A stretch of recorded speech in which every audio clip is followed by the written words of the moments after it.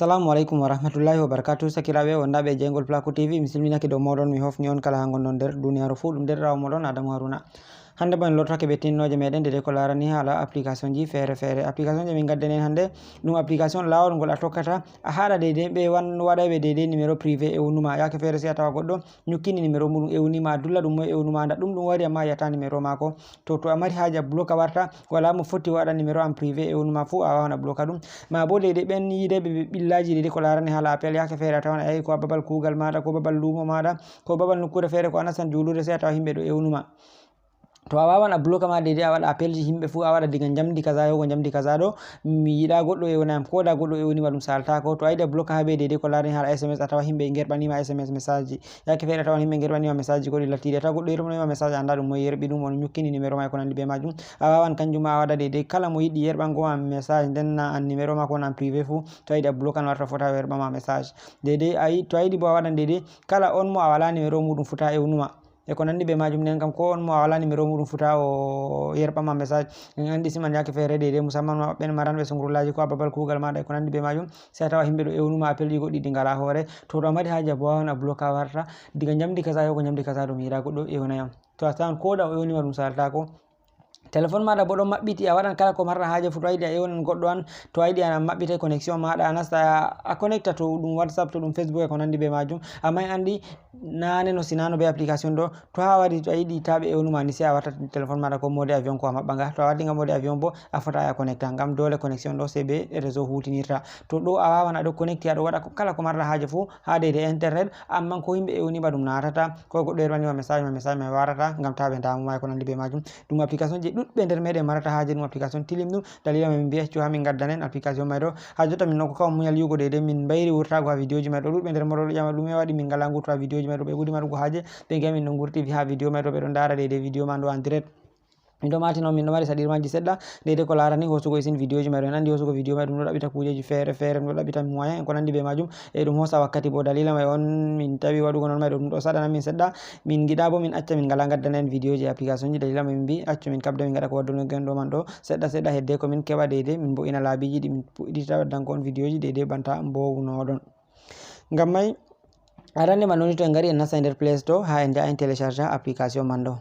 Amma hedde ko mai ɗo miɗo toro dede kala ɓen ɓe abonayi fu ta gijjite warugo les seragal jungo moɗon nyamo ha bindi bodeji ɓe vindi 𝑭𝑁𝑦𝑗 ɗo, on gara on mema dow maji banni. Ɓawa to on memi dow maji on dari alama kungel fere wari banta alama lenguru, sai on mema dow magel banni. Ɓawa to on memi dow magel on dari ko garti hankon taton, sai gar on mema ngel dow. To ɗo on hokkata on dede kala nde min gerɓi videowol kesol fu on daragol be koyɗum. Nonnon tan gijjite warugo dede ha alama kolel like ɗo, on gara on mema dow magel. To on memi dow magel on gingel garti amble ɗo on hollata dede videowol mai ɗo ngol fottani on. Ta gijjite warugo ha les babal commentary, on accana min commentary je encourage min heɓa min gata waddunogon video ji tilimɗi. Nonnon miɗo toro on tan gijjite warugo dede ha babal alama sharing ma bo partage ɗo, on partage lien videowol mai ɗo ha nder groupe ji moɗon WhatsApp, Facebook, Telegram e ko nandi be majum, heɓa sakiraɓe ɗuɗɓe nasta ndara mbotoro be majum.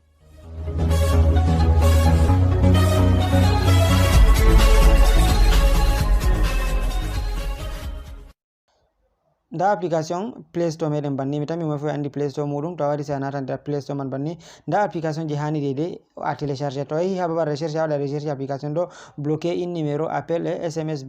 mi tammi on dari nda logo majum no a tabbitina exactement isin application ɗo a télécharge. Ta a télécharge to a windi inde mai nda ɗum wallante application ji fere fere, nda application mai hangel woni dow, a laari kujero logo magel no wayi boɗejum, a laari nda kujero mai no wayi, a tabbitina ɗum hangel a télécharge. Ta a télécharge fere je min tindinai, ngam to a télécharge je min tindinai ɗo ɗum waɗantama dede no marɗa haje. Nda sai a wara ɗo, to a télécharge ngel a timmini ha dow alama windi ouvre ɗo, sai a mema dow majum banni. Ɓawa to a memi dow majum banni ɗum waddunitama. To ɗum waddunima banni jotta ɗo mi fotata mi diɗa on ɗiɗo boɗewol ɗo mi tindina on, sai on pama dede ha mi tindinta mai tan, sai on gara on mema ha dow ɓe windi call blocking ɗo, ha ɓe windi call blocking, sai a mema dow majum banni. Ɓawa to a memi dow majum ɗum waddanima banni, sai a wara a mema dede ha ɓe windi définir par défaut, sai a mema dow majum banni. Ɓawa to a memi dow majum mi tammi a laari no ɗum waddanma. To ɗum waddanima banni a wawan jotta ɗo a wara a activa kungel dede ko larani hala SMS ɗo, a activa ngel banni. Ɓawa to a active ngel banni ɗo a memi dow magel ɗum waddanima banni, a tabbitini ha dow SMS ɗum woni. To a yiɗi a wartata ɗum ha dow call blocking mai, a wartata ɗum ha dow call blocking ɗo min banni, sai a wartata définir par défaut, banni ɓawo to wartiri ɗum banni a laari ɗum nasti ɓe hoore majum. Nda ɗo ɗum pat ɗum message ji deidei ɗi mi mari ha deidei téléphone na message ji ɗi ɗum yerbaniyam. To mi daswayno sera ɗo mi tan mi a laari ɗo to wodno numéro ji ɗi a bloqué a tawan deidei liste numéro ji ɗi ɗi bloquuɗa fu deidei to a yiɗa himɓe ewnuma. Misalu to a warayno nda ɗo ha mi cappani en les ɗo ha alama plus ɗo to a warayno a mema dow majum ɗo deidei ko ɓe nufoto to a mari haaje deidei bloquugo numéro ji a wawan a bloquea deidei appels ji ta himɓe ewnuma ko ta himɓe gaɗanma kuje ɗo a wawan a sufta deidei numéro je marɗa haaje fu ta numéro mai ɗo ɗum ɗum ewnuma e ko nandi be majum. To ɗum numéro ha gota marɗa haaje to a yiɗi bo a sufta a wi'a numéro ha puɗɗirta diga kaza fu ta ka ewnayam ma bo numéro ha kala numéro haka kaza ɗon nder muɗum fu ta ewnayam ko yerɓanayam message ko nandi be majum. Nda ɗum ɗo ɗum pat majum mi tan mi on dari ɗo to a wari a janga a famai ko ɗume fu ligne majum deidei nda ko ɗum nufoto sai a waɗa deidei je fottanma. To amma na kanjum mbiɗen en tindinai ɗo kan en gaɗu misalu tan jotta to en gari en mari haaje nano en mbi en bloquai ta goɗɗo ewna en ta yerɓana en message ko ɗo be minti kaza ko yahugo awa kaza e ko nandi be majum sin ko a nastan julurde ko a nastan bureau ko réunion ko hunde fere ni e ko nandi be majum sai a wara nda sera gal jungo maɗa nano ɗo ha alama ndi ɗon taton ɗo sai a wara a mema dow majum banni.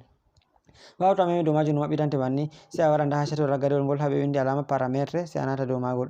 Ɓawo to nati dow magol mi tan mi a laari no ɗum waddani en to ɗum waddanima banni sai a wara nasta ha lignol ngol arandewol ha ɓe windi blocage mi tan mi on dari sai a nata dow majum banni. Ɓawo to a nati dow majum mi tan mi on dari nda no ɗum waddanma ɗo a wawan a bloquea deidei ko larani hala appel ji diga ɗo mi tan mi a laari sai a tabbitina kungel ɗo ngel active to a yiɗi ha bloquea a wawan a désactiva ngel fu banni a laari mi désactive ngel jotta mi wawan bo mi activa ngel mi tan mi on dari mi active ɗum to active ɗum nda ɗo lignol ngol arandewol ɓe wi'a bloquea deidei ko larani numéro en privé ɓen waɗoɓe numéro ɓe ñukkina numéro maɓɓe sai ɓe ewnuma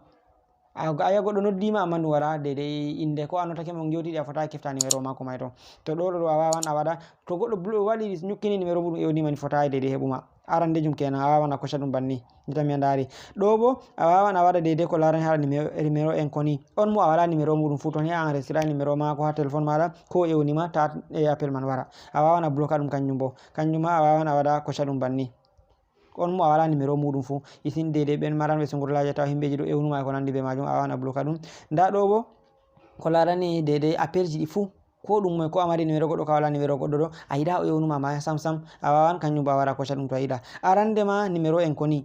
numéro kuje ɗo privé deidei je ɓe ñukkinta. Deuxiéme bo numéro en koni deidei on mo a wala numéro muɗum ɓen ɓe wala numéro mu'en. Troisiéme bo deidei ko larani numéro ji mai ɗi pat maji to ɗon lawol ngol a tokkata a wara bloquea deidei ko larani hala appel. Nda deidei ha les ɗo bo deidei ko larani hala SMS kanjum bo mi tan mi on dari kanjum ma arande ma deidei ko larani SMS mai ɗo deidei ɓen ɓe ñukkinta numéro mu'en deidei gerɓondema message. Deuxiéme bo deidei ko larani hala numéro en koni kanjum ɗum ma. Troisiéme bo deidei kala deidei message je himɓe gerɓonotama fu ta ɗum wara amma deidei to a waɗi kala message fu ta ɗum wara ɗo deidei a torran hoore maɗa isin zakko wakkati ɗum gonɗen ɓe wawa ɓe gerɓonoma deidei message je alat ko banque ko nandi be majum cede nasti compte maɗa an a anda a wita message mai ɗum wara tawa ɗum wari a wawan a resifa message deidei marɗi muhimmanci sosai deidei a wara a latadi ngam sai a waɗa deidei numéro ji en koni tan ta gerɓonoma message ko nandi be majum mi tan mi on paami to ɗo on tinnore arandere nde a wawata a bloquea deidei ha ko larani hala appel ji man ɗo. Jotta sai en lorto ɓawo jotta to a waɗi retour nde gotel sai a lorto a wara nda ɗo deidei ha alama e kolli air ɗo ko larani am mi tan mi on dari ɗum sai a wara nata dow majum banni. Ɓawo to nati dow majum mi tan mi on dari kanjum ma sai a wara a tabbitina active kungel ɗo to a yiɗi active go ɗum a activa ɗum banni. Ɓawo to active ɗum sai a wara nda ɗo mi tan mi a laari ɗo ɓe windi des 0h misalu a wawan a nasta régla jotta mi wawan mi waɗa jotta ɗo mi wawan mi wi'a jotta ɗo ɗum 17h ha mi woni ɗo jotta mi wawan mi waɗa ko diga 18h mi warta ɗum jotta misalu diga 18h mi tan mi on dari sai mi waɗa ok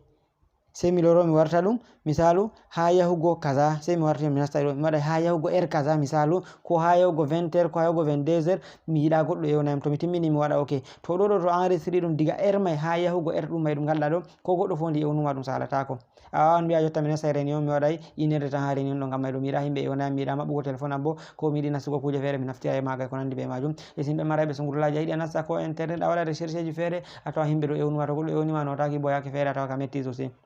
to a wawan a wara a régla deidei time mai ɗo diga jamdi kaza yahugo kaza mi yiɗa goɗɗo ewnayam mi yiɗa yerɓanayam message ko nandi be majum. Nda ɗo ko ɓe nufoto ɗo kanjum ko larani nyalaɗe a wawan a régla jotta misalu a wi'a nyande asawe be alal kam fu misalu nyande mai kam na ɗum nyande kugal nyande mai kam ɗum nyalaɗe deidei ɗe a joɗoto ha sare maɗa be iyalu maɗa a yiɗa himɓe damuma nyande mai kan nyalawmare siwtare a yiɗa himɓe ngara ko ewnugo ma a wawan a waɗa parametre ɗum a waɗa nyande misalu a acca lengdi be mardi mercredi jeudi et vendredi kam fu himɓe mbawa ewnuma sai a waɗa samedi et dimanche misalu mai ɗo nyande mai kam mi yiɗa himɓe ewna mi mari so gurla ko emi ha sare am be iyalo ko nandi be majum to ɗo ko goɗɗo ewnima ɗum salata ko sai nyalɗe ɗe kugal a wawan a subta nyalande nde marɗa haaje fu amma miɗo matina kanjum ɗo to a mari haaje majum sai to a sodi ɗum je yoɓa on kanjum na ɗum mere amma to a yoɓan mai na min on a yoɓata kam ɗum himɓe application mai on to mari haje yoɓugo ɗo sai a yaha télécharge application mai ɗo ɓe kollete dede ko a yoɓata mai ɗum ɓuray ɗum waɗa ko $2 mi tammi banni to a waranno nda ha less ha ɓe windi alama télécharge ɗo to a waranno a mema dow majum banni a laari ɗum waddunima nda application mai déjà mi tammi on dari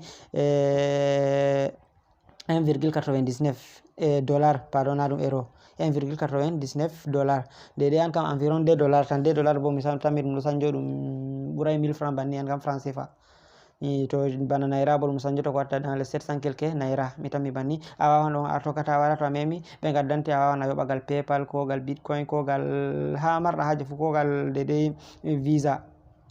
mastercard ko nandi be majum to amari ɗum ɗo on lawol ngol tokkata ngara coda dede application mai ɗo to ɗon dede tinnore hoyre nde mi wari ha mi tinnai dede ko larani application ɗo a wawan a regla ɗum a warta himɓe potai ewnuma diga heure kaza yahugo kaza a wawan bo a wiya wane be wane on mi yiɗa ewnayam ma bo dede ɓen ɓe mi wala numéroji maɓɓe pat banta nda har ɗon mi tindini dede ha application mai ɗo mi tammi on pami tinnore mai ɗo dede nde woniri ngam mai ɗo on jarama sakiraɓe ha jotta min ɗo ɓedda siftinorgo on useni to on dara vidéo ji amin kabde ndare publicité to ɓe gaddani on ɗuɗɓe nder moɗon ndara publicité man woɓɓe feere bo ngala ndara publicité mai ɗo to ngali ɗum ɗo itta ɗum kabde ballite ndare publicité mai ɗo no ɗum famɗiri be no ɗum ɗuɗiri fu kabde ndare ngam to fuɗi larugo ha a ɓadake a timmina ko ɗum seconde joyi lutti to a timminayi ɗum ni de ɗum wurtake mere sai habda timmina de publicité je ɓe gaddi mai ɗo on giyan ɗum vidéo ji feere ɓe gaddata ha aran vidéo ji amin ko ha caka maji ko ha ragare ngam mai ɗo min ɗo toro on kabde ndare ta gejjite be waɗugo like e commentary e nonnon on kabda on partage link man ɗo heɓa sakiraɓe ɗuɓɓe nasta ndara bo toro be majum nonnon heɓa abona heɓa kugal mai ɗo ngal yaha yeso ngam mai min ɗo toro on balle min ɓe ɗo Allah yaru Jaygol Pulaku TV e dede kala ha pullo woni fu Allah yaru ɗum yeso